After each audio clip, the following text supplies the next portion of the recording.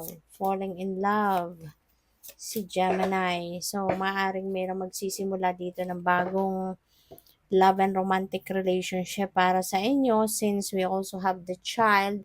Si child kasi new beginning siya, new beginning energy. At kaya maari no na meron ditong meron ditong magkakaroon ng bagong love connection, merong magsisimula ng bagong relationship.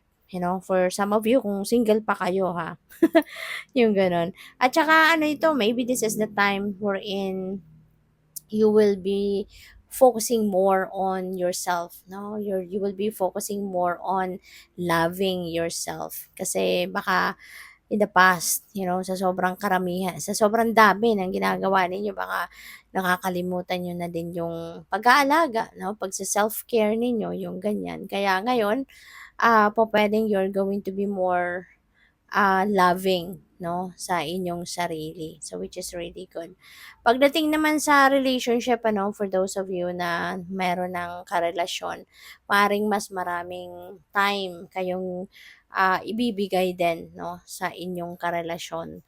Maaari na you will be spending more, quality time together, mas magiging masaya kayo, together, there will be more harmony, there will be more love na ipaparamdam kayo sa person ninyo or yung person ninyo din sa inyo, So, maganda kasi magiging kayo ngayon, ang tawag dyan, magiging mas malapit, no, sa isa't isa, mas magiging romantic siguro kayo.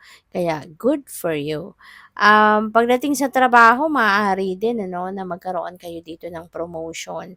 Magiging satisfied kayo ngayon sa inyong trabaho. Maybe you will be more comfortable, sa inyong ginagawa sa inyong trabaho. So, we also have the sun. So, maganda rin ito. No? This is very optimistic then na energy. This is also signifying happiness, success. Kasi si sun, very positive ang energy nito.